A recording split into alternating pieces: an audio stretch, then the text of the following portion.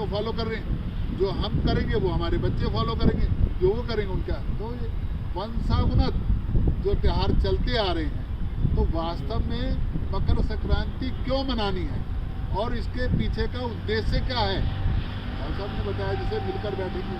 लेकिन इसके पीछे एक और गूढ़ उद्देश्य है। वो गूढ़ उद्देश्य क्या है मकर संक्रांति का? तो हम आज देखते होंगे कि ये जो सकट चौथ से गुड़ और तिल का संबंध बनता है। हमको कहते हुए ना तिल और गुड़ दान करना है जी इन दिनों में, तिल और गुड़ क्यों करते हैं? तो तिल और गुड़ का ये सर्दियों में ऐसा क्या संबंध होता है? तो उन्होंने वैज्ञानिक रूप से कहा था, मैं आपको थोड़ा आध्यात्मिक रूप से बताता हूँ। जो मकर राशि है उसका स्वामी है सिंह। तो सूर्य भगवान और सिंह मतलब शनि महाराज, ये दोनों पिता पुत्र का संबंध है। सूर्य ज्ञान का प्रतीक है, शनि न्याय का प्रतीक है।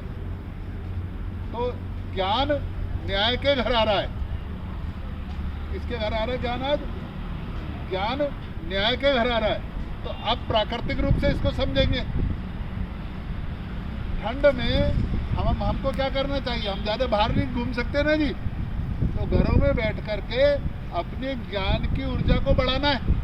जब बाहर नहीं निकल सकते तो क्या करेंगे? खेलना है तो कैरम खेलेंगे, खेलना है तो शतरंज करेंगे। नहीं, जो हमारे जैसे लोग हैं, जो बच्चे भी हैं, वो पढ़ाई करेंगे। प्रकृति की व्यवस्था देखो कैसे बनी है। सर्दियों में बैठकर, रजाई में बैठकर किताबें पढ़ेंगे ना जी। ये व्यवस्था बनाई है, मैंने तो नहीं बनाई, पर किताब पढ़ेंगे। उसके बाद जैसे जैसे मौसम खुलता जाएगा, मकर भी के देवता भी शनि और कुंभ के भी शनि, तो न्याय से संबंधित बात होती चली जाएगी। और अंत में एग्जाम होंगे और एग्जाम में परीक्षा परिणाम आएगा तो शनि बताएगा कि कौन पास हुआ और कौन। यही व्यवस्था बनी है जी, है ना जी। तो ये हमारा पूरा प्रकृति के अनुसार से जो हमारी सभ्यता विकसित हुई, जो हमारी, जिसको हम हिंदू संस्कृति कहते हैं। हिंदू कोई धर्म नहीं है, हम कई बार हम कह देते हैं। और वैसे तो धर्म एक अलग चीज़ है और रिलीजन एक अलग चीज़ है, संपंथ संप्रदाय एक अलग चीज़ है और धर्म एक अलग चीज़ है। आजकल धर्म को हमारे मुंह से भी कभी कभी पूजा पद्धति को धर्म कह देते हैं। जो धर्म होता है वो होता है जीवन जीने का तरीका। कहते हैं ना पिता पुत्र का धर्म है। ये तुम्हारा धर्म तो नहीं था ना, कम से कम इस तरह गलत बात कर रहे हो। आती है ना बात? तो जिस तरीके से हम जीवन जिएंगे उसको धर्म कहते हैं। और जिस तरीके से पूजा करेंगे, हम कोई भी किसी को पूछ सकते हैं, जरूर थोड़े ना सारे एक ही देवता को पूछते हैं। जिसको जो लगता है वो पूजा ना, कौन मना कर रहा है? लेकिन धर्म सबका एक हो सकता है। सूरज भगवान का धर्म है रोशनी देना, चंद्रमा का धर्म है शीतलता देना, बेटे का धर्म है पिता की आज्ञा का पालन करना, पिता का धर्म है पुत्र का पालन करना, माता का धर्म है बेटे को अच्छी शिक्षा प्रदान करना। तो ये धर्म का मतलब है जीवन जीने का वो। तो लेकिन कुछ शब्दों को आजकल जो है ना वो कर दिया। तो मकर संक्रांति, संक्रांति माने परिवर्तन, संक्रांति माने परिवर्तन, मतलब भगवान हमें भी अपने जीवन में परिवर्तन करना चाहिए, है ना जी। और हमें कैसा होना चाहिए ये आज मकर संक्रांति बताती है। हमें गुड़ जैसा होना चाहिए। अगर हम गुड़ जैसे होंगे तो जो घर परिवार के लोग तिलों की तरह इधर उधर फैले हुए हैं, सब आकर के हमारे साथ मिल जाएंगे। और जब तिल और गुड़ का संबंध होगा तो मधुरता और स्वाद आएगा या नहीं आएगा? परिवार में जब तिल और गुड़ की तरह हम सब मिल जाएंगे तो परिवार में जीने का आनंद आएगा या नहीं आएगा? और फिर अगर मान लो हम तिल को अलग भी रखते तो फिर तिल के कोने टूटते हैं ना मिक्सी में चला के, तो जो थोड़ा टेढ़ा होता है उसको समझा बुझा करके, उसको इधर उधर करके उसके कोने फूटते हैं ना, और फिर अपने साथ मिला लेते हैं, तो उसको तिलकुट बोलते हैं, है ना जी। तो गुड़ की तरह रहना। अच्छा, गुड़ की तरह रहना तो क्या, अगर गुड़ भी या कड़वे होगा तो तिल नहीं चिपकेंगे, तो गुड़ को भी थोड़ा सा अग्नि पर चढ़ाकर तपाते हैं, थोड़ा सा ढीला करते हैं ना जी, तभी तो मुड़ के साथ दिल चिपकते हैं। तो अपने को भी थोड़ा अग्नि में तपाना और किलों के भी थोड़े कोने तोड़ना, तो फिर परिवार में जीने का आनंद आएगा या नहीं आएगा? फिर परिवार में त्योहार मनाने का आनंद आएगा या नहीं आएगा? तो ये आज मकर संक्रांति के उत्सव का जो मुख्य उद्देश्य है, हमारे यहाँ जितने भी पर्व मनाए गए उनके पीछे कुछ न कुछ छिपा उद्देश्य है। खाली आनंद मनाना चाहिए, उत्साह नहीं, आनंद नहीं होगा तो जीवन जीने का फायदा क्या होगा? तो आज हम आनंद बनाएं, लेकिन थोड़ा सा जो ज्ञान हमने जो स्वाध्याय करा था, अगर अभी गलती से हमारे तो हमको चाहिए कोई एक किताब जो आपको पसंद आए, रोज उसका 1 पृष्ठ 2 पृष्ठ 3 पृष्ठ जरूर पढ़ने चाहिए। अभी तो आजकल गूगल पे गूगल बाबा हो गए ना जी, है ना, गूगल दीदी और गूगल बाबा। गूगल दीदी तो रास्ता बताती है, इधर से जाना उधर से जाना, और गूगल बाबा ज्ञान देते हैं। मेरे को कोई ऐतराज नहीं है, गूगल बाबा के ज्ञान से मैं पूरी तरह, मैं भी वहाँ उसका सहारा लेता हूँ, लेकिन फिर भी कुछ किताबें हमको घर में सजो कर रखनी पड़ेंगी ना जी, रखनी पड़ेगी ना जी।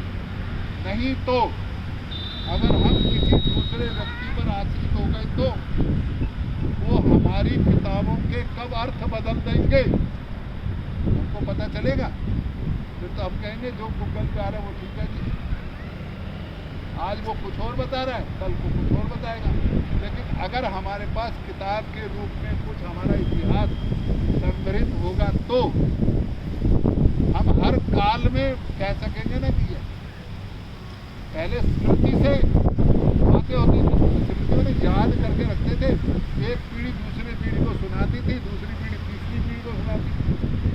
फिर पुस्तक का बुक छपनी शुरू हुई, पहले लिखते थे फिर छपाई शुरू।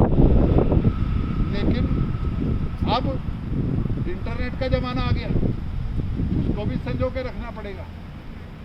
तो जो भी चीज़ है हमारी, चाहे वो हार्डवेयर में हो या सॉफ्टवेयर में हो, उसको संजो के तो रखना पड़ेगा ना जी। नहीं तो अगर किसी ने उसको परिवर्तन करना शुरू कर दिया तो फिर हमारे पास क्या रह जाएगा? हमारे पास ज्ञान का इतना प्रबुद्ध खजाना है कि हम आज से 100 साल बाद करवा चौथ पर चांद कितने बजे हुएगा, ये ज्योतिष वोतिष कुछ नहीं है, ये खगोल शास्त्र है। यहाँ से सूरज की दूरी कितनी है उनको अब नापने में वो हो रहा है।